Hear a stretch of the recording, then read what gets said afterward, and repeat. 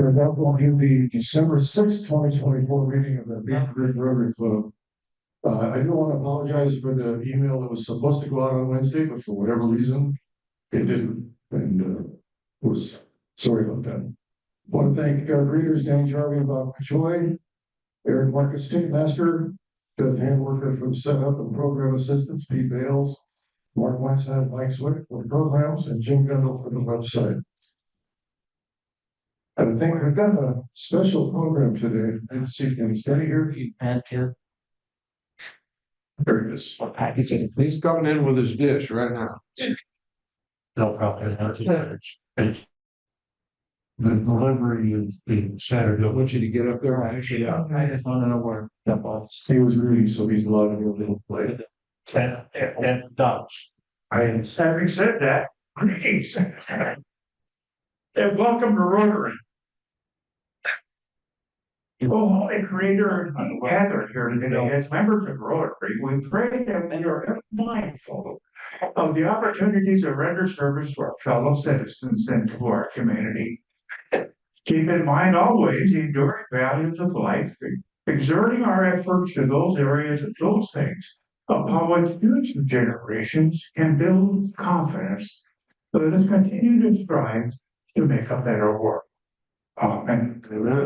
Thank you. Secretary's report, Joe Jenkins. Yeah, so we're at 51. And then we have, what you got, Chris, you want to go first? So my guest is actually our speaker today, Steve Engler. Yes. My guest is Jeremy Jones. He is a health insurance broker here in the Bill has a guess? My guest, my wife Susan. Shannon has a guess? I've got Abby here with me today. And then Paul has a guess? I've got a number of guests. First, I'd like to introduce Krista Hunt. She's our board vice president. Also, Dave said it's his favorite daughter too. So, Beth Sizemore, she's in our curriculum department and PR department. Mike Schumann, our tech director, and Jeff Madden, our director of student services. All right. As I said, we have a special program today, but there are a couple of quick announcements I'd like to get in. David, if you could, Saturday, we're going to be decorating over Portage Park. We need a few more people to help if possible. We're going to be there at 10 a.m. And we're decorating the smallest cabin that's in front of Portage Park. And it doesn't look like it's going to be difficult because the wiring looks like it just wrapped around the logs. You know, just keep moving it around and decorate, make it look nice for the show, December 13th, Friday night. and we will need some help on Friday night as well. Yes, we have to try that part. So if we're supposed to man the cabin, you know, be there, make sure to show them around and tell them what's going on. That's politically correct. On the parking, people helping them, because behind the fire department's in the back. Where you have to park, because there's no parking right there at the board. Yeah, if you can help with that, please see David, you can sign up for that too. And Beth, could you reiterate the dates for the wrapping delivery? There's been asked several questions. Yep, the board is already signed up for Christmas basket project. We will be wrapping the gifts on December 17th at the township community room, which is a downstairs level. And we will be delivering on the 20th, 21st, that Saturday at Dock Market at 8:30 in Bellbrook. And we really need delivery drivers who will help with that this year. We have 70 more families that we're serving. And I want to thank Fran and Ed for all their help on this project. We have everything, and he's not here right now, but he's working on all the maps and everything. So we're in good shape for that. We just need drivers. Very good, thank you. And there's, if you forget the dates and time, it is on our website. Thank you, Jim. All right, well, as I said, we have a special program to start with, and then we'll have a special speaker after that. This particular group I've been involved with for now, I think 17 years. I started out with my granddaughter, being involved early on with Mr. E at Ankeny, and then we've gone to the high school, and I still continue to do the you two want to get up, get ready? And Oh, I'm sorry. get ready. And I guess Jason asked me the other day if I'd do it again. I guess this January I will be done for it again. But right now, I would like to introduce Beavercreek Rotary.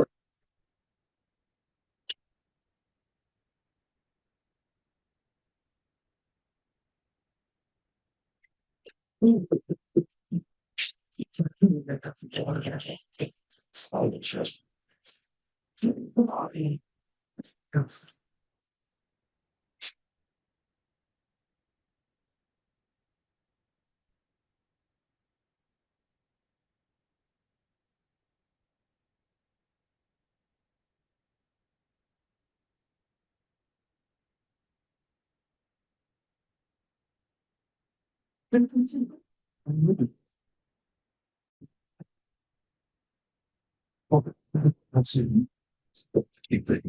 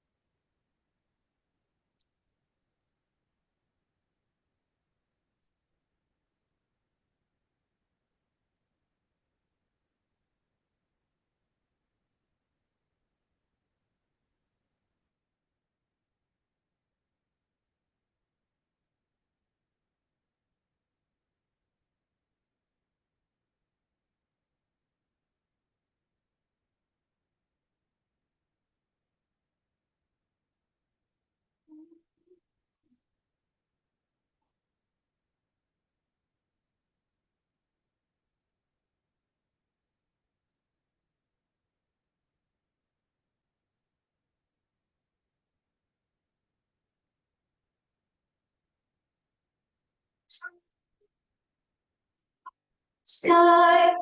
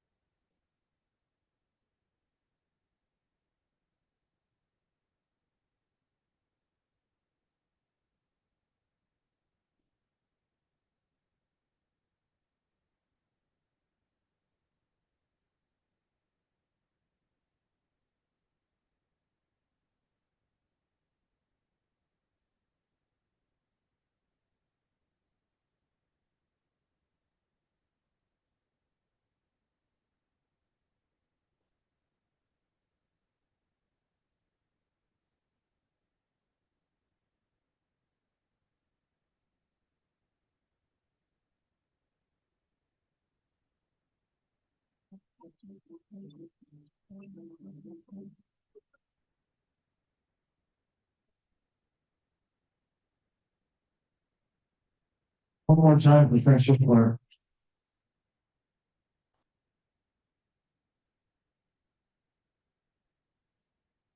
Well, but it amazes me every time I see these kids put talent into Beavercreek High School. Not only in things, but everything else that they do, it's amazing out there. Well, yes, it goes with that. Mr. Ray, thank you very much. And if you're interested in seeing on the show, the invitational January 17th and 18th is, Martin Luther King weekend. They'll have, middle school kids on Friday night. I think there's 15 or 16 high schools coming in on Saturday. These kids work really hard. Let's do some heavy bucks real quick. I got to have 5 heavy bucks for show choir. Anybody else happy? Certainly. You're the only one. Go ahead. All right. Graduating in 2 weeks from the so once we're on school.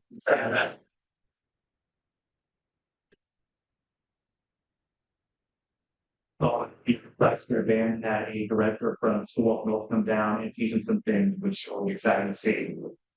Well, maybe just for me, not everybody. We say that one, it's a touchy subject right now. It's All right, did we get tickets? Get some tickets? Yeah, Chris is not doing his job, he's supposed to be collecting these things, but.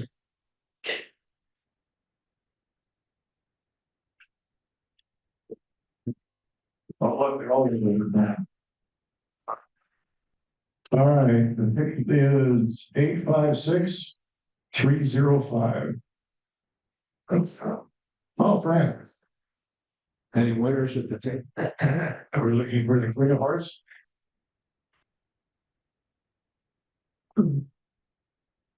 That's Fran, yes. Enough proceeds of this go to our sleep basket program. I believe told you about 2 minutes ago. Sure, I was set. Well, businesses. Side roads. All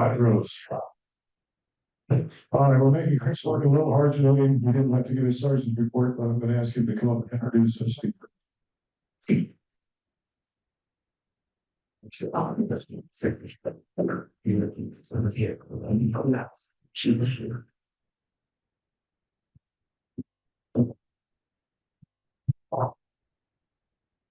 Don't want to brag, but I had the world's greatest sergeant at arms support ready for today. Here. However, ladies and gentlemen, joining us today is an absolute HR superhero who knows the ins and outs of human resources better than most of us know our spouses, coffee holders, especially during the holiday season with all the new flavors.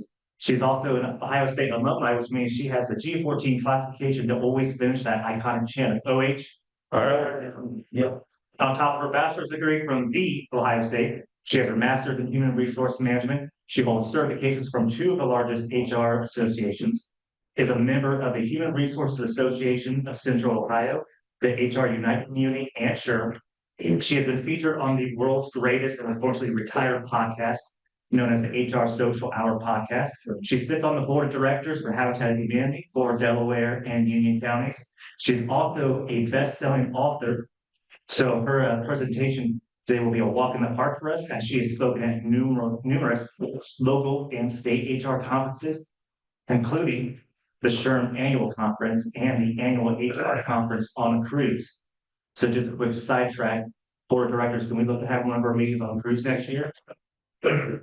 And basically, she is the HR Wonder Woman, but above all that, she carries the title, most importantly, of wife and mother. Please join me in welcoming the Christy England.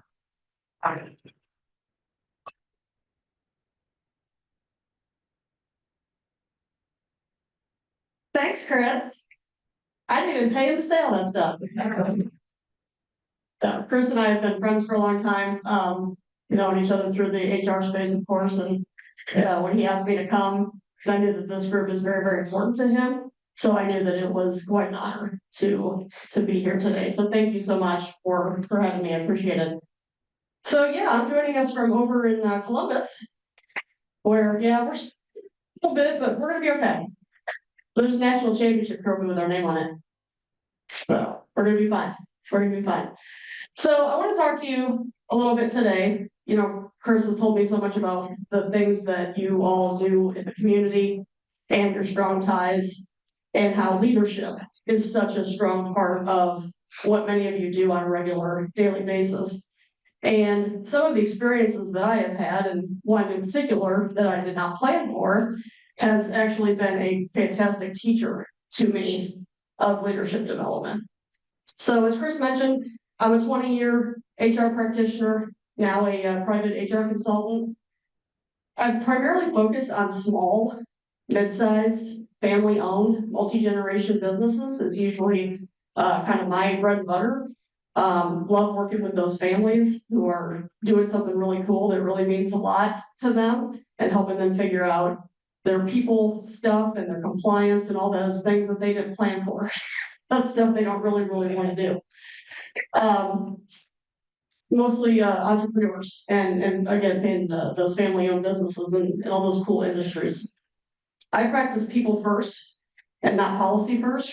And so I like to help my clients and business owners really focus on how do we make things better for our people so that work is a great experience, because we all have to do it, right? Everybody's got bills to pay every day.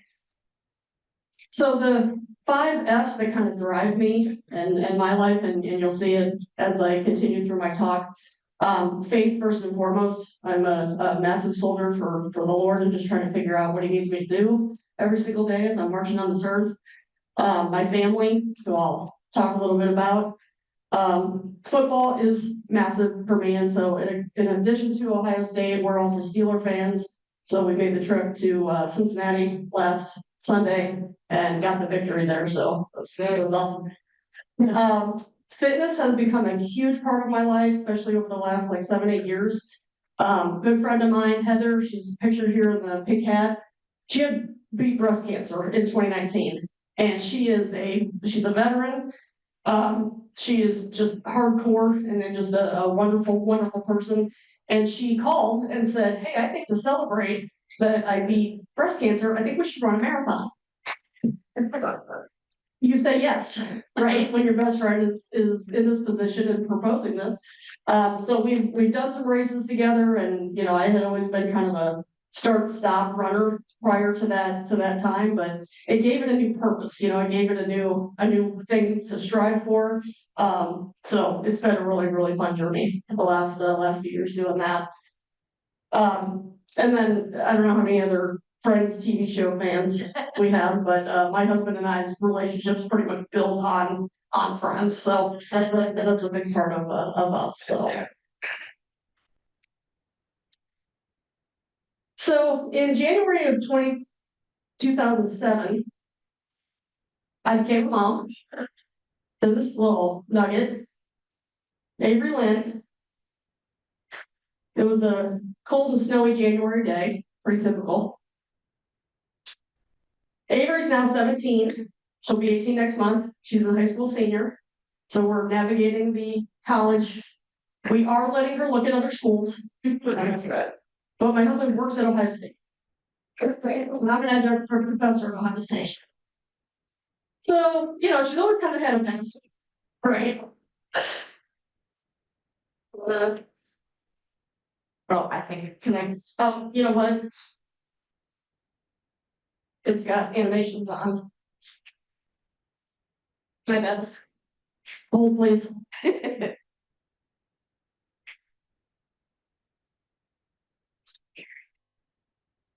I gotta get this out of here.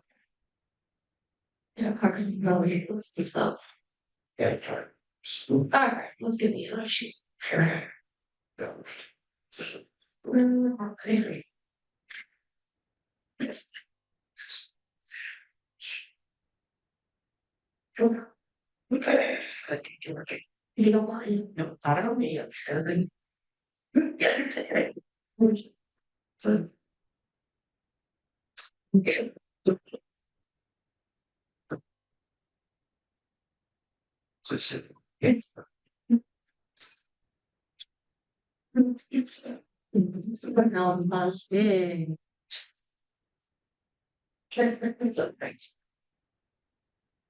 Every day.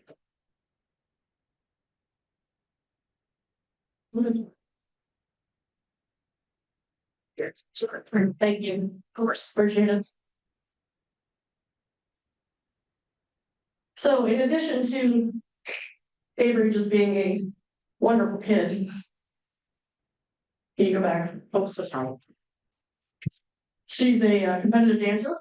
She's a barista at Starbucks for the last year and a half, which has been an awesome experience to watch her kids start their professional, and she's got great stories now working with the public, working with coworkers, kind of figuring this all out.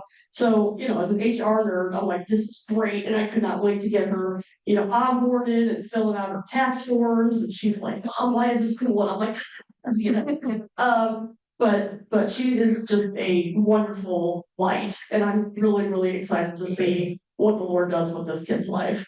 So to be continued, right? But probably her biggest job that she has had has been being a big sister. And her journey and her job as being a big sister has been a little different than what a lot of people's is, and certainly what mine is. I have 2 siblings myself. So March 15th of 10, we got Emily. So Emily Lane came into the world with all that dark hair. We should have known we had a rebel on our hands. She came in kind of kicking. So with Emily, she really threw us through a loop. Avery was pretty typical. By about 6 months, or 9 months, this kid still had not hit some 6-month milestones. And we're like, okay, what is this? What's going on? By 18 months, we finally figured out she needed glasses, which runs in the family. It's my husband, but we're all pretty visually challenged. So we figured that out, that she needed the glasses. That really helped. That got her crawling, cruising, walking. Finally, 18 plus months old, right? Okay, so that was helpful, right? Figured that out. Then our doctor used one of the scariest words in the English language for parents. Said, I think we need to look at that this kid may be on the autism spectrum. Just was not keeping up, just kind of doing things in her own way. Said, okay, what's going on here? So you start a battery of tests.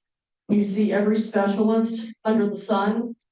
We actually see doctors in Cincinnati, being in Columbus, but Cincinnati's program for autism specifically is absolutely outstanding. So we started down that path, trying to figure out what's going on. So the problem with my child is that she's never fit in one bucket. She has always been multi-things. She's always shown symptoms and different pieces of different kinds of diagnosis. And so they couldn't nail one down. They knew she was somewhere on the spectrum, but it's a spectrum. It's called that for a reason. So by the time she was 5, we finally got a dual diagnosis of autism and intellectual disability. And doctors still couldn't agree that anyone fit any better. So we just kind of left it.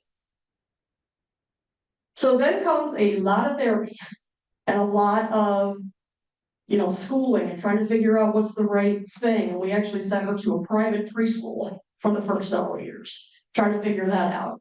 But if you've had to navigate our healthcare system for anything major, trying to find the right people, trying to get the appointments, for goodness sakes, it's kind of a nightmare. And it kind of became my full-time job, trying to figure out what this kid needs, trying to get her to where she needed to be. So in 2016, we actually moved 5 miles down the road to get our kids into a different school district that we found was absolutely outstanding. It's Dublin up in Columbus.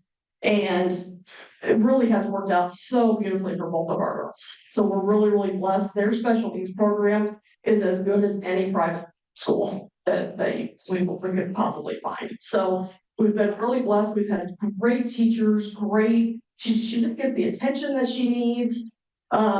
She's pretty darn popular. We've gone to some like Friday night football games at the high school, and hey, hi, Emily. And we're like, who are all these people? These kids. But so she never meets a stranger. She knows absolutely everybody and just sheds light everywhere she goes. So interestingly, then in 2016 as well, there started a national survey and a research project in this country called Spark. Our doctors encouraged us to participate, and basically it was a DNA-based research study. And they said, we're just trying to figure out everything we possibly can about autism. Okay, cool. So we participated. So earlier this year, 2024, we got a phone call. And they said, hey, we found something. So she has a real diagnosis now for the first time. It took 13 years. She has what's called Pitt-Hopkins syndrome.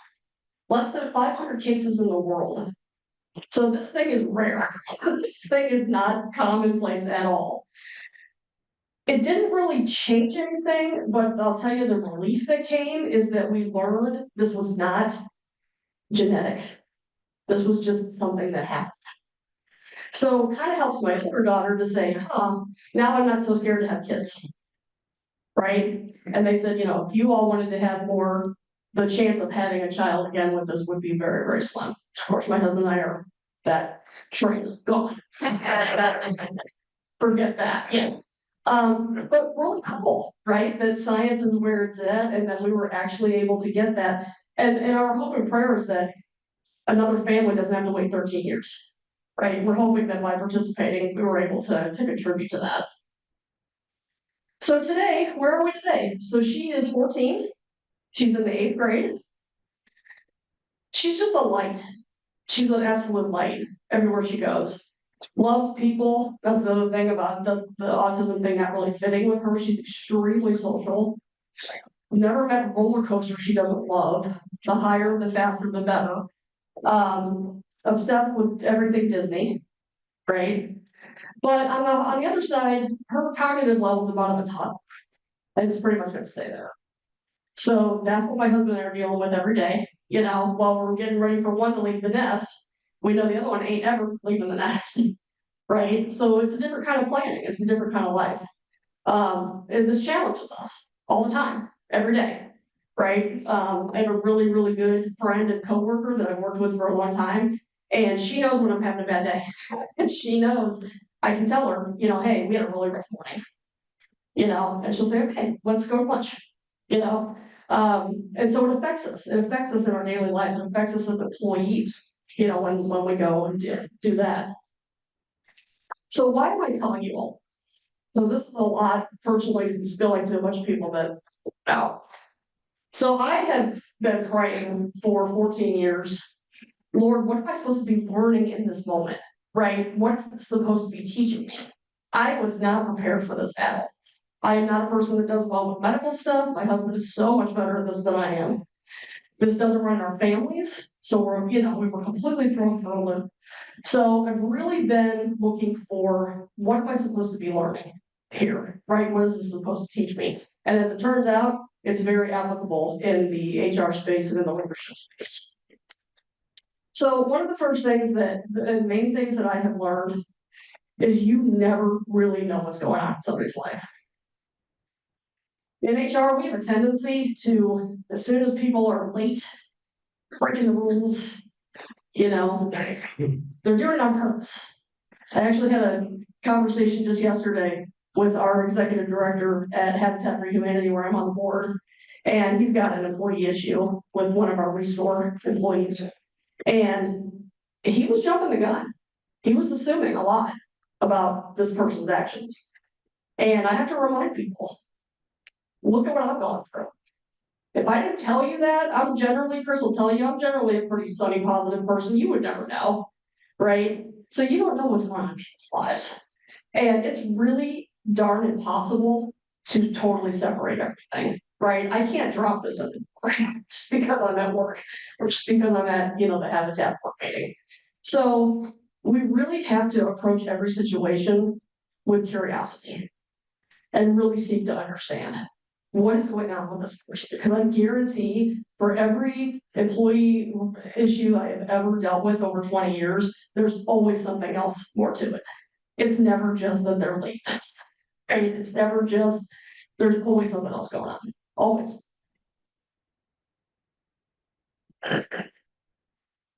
That's you.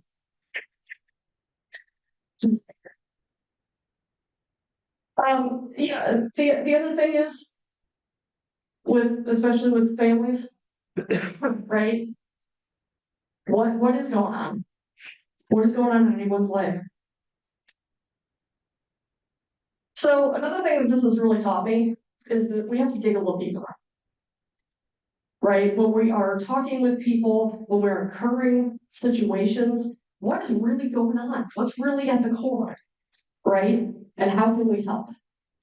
So I've really had to learn, and particularly as an HR practitioner, to dig deeper. It's about more than what we think it is. You have to assume positive intent. Generally, people are trying to do the best they can. Life is tough. We all know people who've have been dealt quite a hand in their lives. People really are trying to do their very best and do the right thing.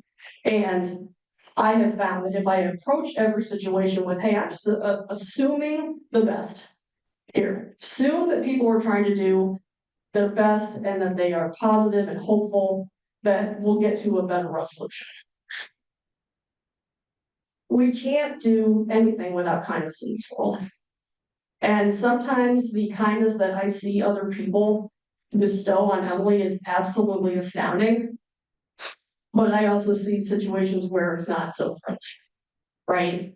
And again, we never know what's going on with people. So if we can put kindness out in the world and do that in our roles as leaders, and especially in our community, if they see us as kind first, they'll never forget it. We have to advocate. I have to be my daughter's advocate every single day. Nobody's going to do it for us. And we all know people who unfortunately live with a lot of victim mentality. And one of the things that I have learned is that when something's really important to you, you want something done, you have to advocate. It's on you. You got to find the right tools and resources. You got to find other people to gather around you. But it's important that we advocate for things. Yeah. So I just like to show cute pictures of my kids because I'm super proud of them. So this has been quite a journey for me and for my family, but I'm blessed that I have been able to learn a lot of things from it, and that it's really helped me in my professional life as well. And I'm grateful. For a long time, I was angry, right, and resentful. This is really, really hard, and not every day is a peach. But I'm learning to be accepted and to be blessed by this situation. If anybody's interested in connecting with me, always happy to do so.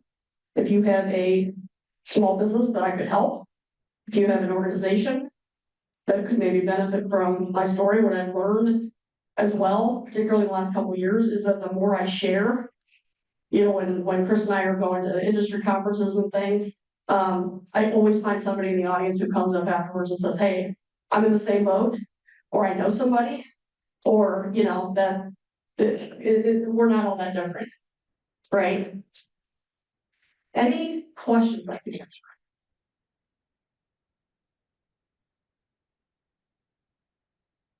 Chris? Favorite friends episode. But favorite Friends episode, without a doubt, is the Thanksgiving episode where the Gellers find out about Chandler and Monica. And that's a lot of information in 30 seconds. Without a doubt, it's my favorite episode. Yes, ma'am. How do you use your experience as a parent, with a child in the workplace, when we're seeing more and more people with autism being diagnosed? How do you adapt? How do you teach other people to adapt in those kinds of situations, and what tools have been helpful? It's so difficult, particularly for people managers who, you know, have to manage someone with a disability or, you know, absolutely. And really the first thing is that being curious, ask the right questions, right? Don't just assume that you know. So I find that just encouraging open dialogue is usually a good first step, particularly with managers and employees. Because that's 100% true. I'm finding that as an adjunct professor, more and more of my students have, you know, disability accommodations, anxiety is through the roof. And I actually, my class at Ohio State has participation points required. It's what the department gives me. So I tell the students right at the beginning, look, if speaking up in class is an issue for you, you got to come talk to me about that, because we need to have a conversation. We'll figure something else out. And I've worked with some kids to, hey, instead of talking in class, maybe they'll submit a written summary the next day. Perfect, that will work, you know? So I try to do things like that with my students. But another lesson that they had learned is that you got to tell me right away, and you got to advocate for yourself right away. I did have a young lady, unfortunately, last term who didn't come to me until week 16 of 16. You know, and so it was a hard lesson, but I think it was important as she's getting ready to graduate and enter into the world of work, you know, how to be accountable for yourself. But there's so many other resources, you know, out there. And so I try to help managers and business owners, hey, you know, here's just some links, some really good information about learning about autism or learning about whatever the individual is dealing with. But getting that personal experience and being able to say, well, this is how I've, you know, dealt with. I actually met somebody at a conference that I was speaking at who has a son, similar conditions to Emily, and he's about 10 years older. So I was like, how do you navigate this, and what did you do? She has been an absolute godsend in my life to be able to say, hey, Kelly, how did you guys handle this? You know, because they have a lot of similar symptoms and things. So that's been great. So does that help? Yes, sir. Yeah, we have a teenage daughter with autism, and one thing we always find challenging, my question to you is, how do you navigate discipline without feeling like you're disciplining the autism? Like a guideline or some type of path you do to try to prepare, like what do you use for that? Yeah, it's extremely difficult for her because she's basically 2 years old. Yeah. So we have to treat it like that, you know, and we also know that when she does lash out and she does have some physical tendencies, she doesn't know what she's doing. You know, we kind of have to look at it like that. We also, my husband and I had this conversation a long time ago when things started getting bad. We said we are going to give each other grace and not get upset with each other, because sometimes you have reactions that you regret later. You know, you're in the moment. So that's something that's been really important for us, for our relationship, is we don't get mad at each other for how we, you know, if anything, it's, hey, are you okay? You know, that situation just happened, but I'll be honest with you, my kid doesn't have a lot of discipline going on. You know, but she also doesn't need a whole lot day to day. So, you know, but again, her understanding of the world's about it too. Yeah. So, a little different. Mr. Hadley. So obviously, developmental disabilities in the schoolroom. It's been a lot better recently than back when we were all in school. Obviously, East Oakdale has an incredible curriculum and everything set up there. Is there anything like if you had a magic wand, like I wish all school districts did this to make it easier for those with disabilities? That's a great question, because the original school district that we started in, they basically had every kid with every different kind of issue under the sun in one room. And they just didn't have the resources that Dublin has. And you could see that they were very much struggling and they were really stretched very, very thin. So if anything, I wish every school had the staffing that Dublin has, because Emily gets personalized attention all day long, you know, for everything. So I wish every kid had that, truly, because she can't wait to go to school. You know, put her on that school bus, which I know is like being on a ride, right? That's, you know, but yeah, she loves school and she loves being there. And we hate school breaks. Being out of the tea is not good for my kid. You know, it's a little rough. So please pray for us here in a couple weeks. But school is out for a few weeks because it's rough. It's rough for us. But yeah, no, Chris, I wish every school had what Dublin has as far as staff. Yeah, it would be tremendous. So. Anything else? Well, thank you all so much for having me. I really appreciate it.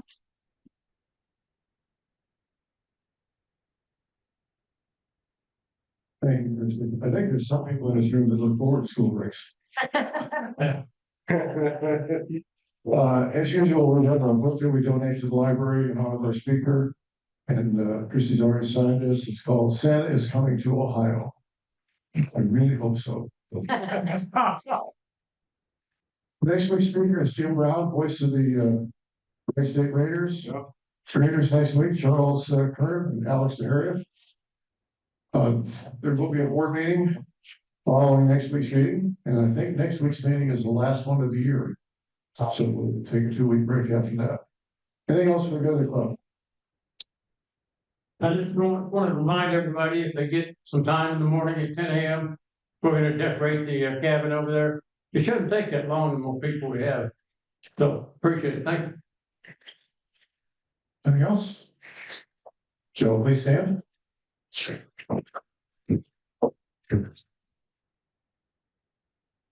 I pledge allegiance to the flag, United States of America. Power, which stands one nation. Yes. Thank you all for coming. Have a great weekend. We're trying to help tomorrow morning. Classic.